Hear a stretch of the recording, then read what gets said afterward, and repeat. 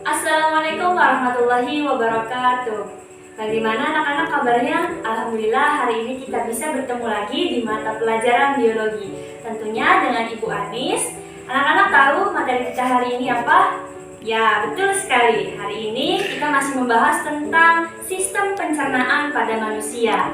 Nah, anak-anak, karena kemarin kita sudah membahas atau kita sudah mempelajari tentang definisi sistem pencernaan itu apa, kemudian organ-organnya apa, dan lain sebagainya, maka hari ini kita akan belajar tentang bagaimana mekanisme sistem pencernaan.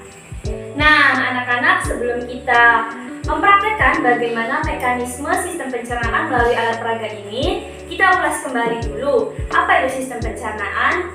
Ya, sistem pencernaan adalah sistem di dalam tubuh yang mana sistem pencernaan itu memproses makanan menjadi sari-sari makanan yang nantinya akan dicerna oleh tubuh.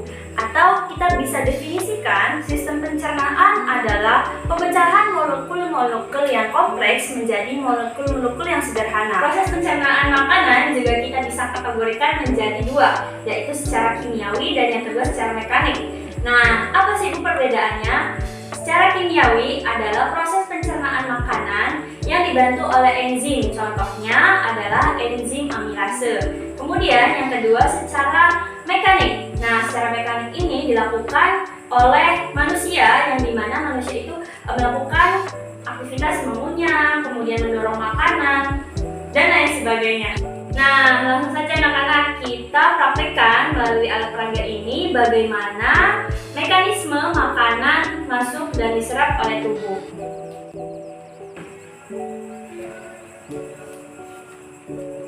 Ini adalah alat peraga yang Ibu sudah buat, di mana di sini ada gambar manusia.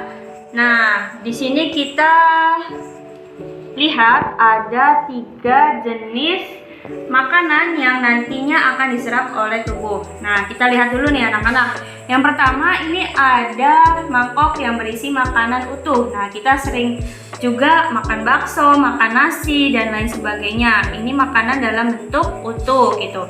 Kemudian ada yang kedua. Nah, ini bentuknya sudah menjadi pecahan-pecahan kecil ketika sudah melalui proses pengunyahan di dalam mulut.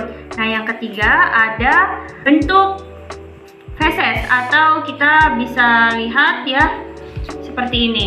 Nah, langsung saja kita praktikkan bagaimana makanan itu masuk ke dalam tubuh.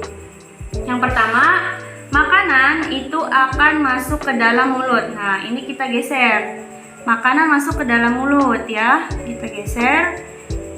Nah, mulut ini adalah organ pertama pada sistem pencernaan manusia, di mana di sini terjadi dua proses pencernaan makanan, yaitu secara mekanik dan secara kimiawi.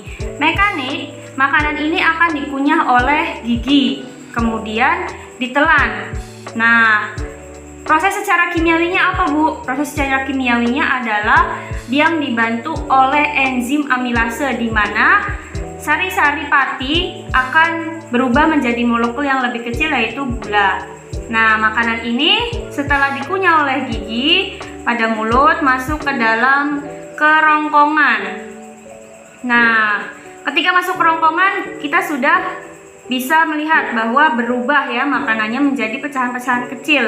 Nah, di kerongkongan ini terjadi gerakan peristaltik, di mana gerakan peristaltik ini makanan akan didorong ke dalam lambung. Nah, makanan sampai ke lambung. Nah, kemudian di lambung juga terjadi dua proses pencernaan secara mekanik dan kimiawi. Secara mekaniknya, makanan itu diremas-remas oleh gerakan yang ada di dalam lambung ya. Nah, kemudian secara kimiawinya, di dalam lambung ini makanan yang sudah kecil-kecil ini dibantu oleh enzim pepsin, renin, dan asam HCl, di mana asam HCl itu akan membantu makanan di dalam tubuh ini agar terserap oleh tubuh secara maksimal. Kemudian setelah dari lambung akan turun ke usus halus. Nah, ini yang warna kuning usus halus. Nah, di usus halus ini terbagi menjadi 3 ya. Ada usus 12 jari, usus kosong, dan usus penyerapan. Kita dari sini masuk ke usus besar. Nah, di usus besar ini akan terjadi pembusukan makanan yang dibantu oleh bakteri E. coli. Nah, apa anak-anak disebut proses pencernaan secara apa ini? Secara kimiawi ya. Setelah itu, sisa-sisa makanan akan berada di retkum. Nah, retkum ini adalah tempat sisa-sisa makanan ya. Nah, ini setelah di retkum itu penuh, maka makanan akan dikeluarkan melalui anus yang berbentuk feses. Seperti itu ya anak-anak. Bagaimana anak-anak? Apakah sudah paham? Semoga anak-anak ibu sekalian bisa paham dengan maksimal melalui alat peraga yang tadi sudah ibu peragakan. Anak-anak juga bisa membuat alat peraga ini di rumah masing-masing. Caranya mudah sekali ya. Setelah ini, silakan anak-anak sekalian mengerjakan apa yang sudah ibu tugaskan di grup WA. Semoga sehat selalu, sampai bertemu di minggu depan dalam materi yang sudah berbeda. Terima kasih anak-anak. Wassalamualaikum warahmatullahi wabarakatuh.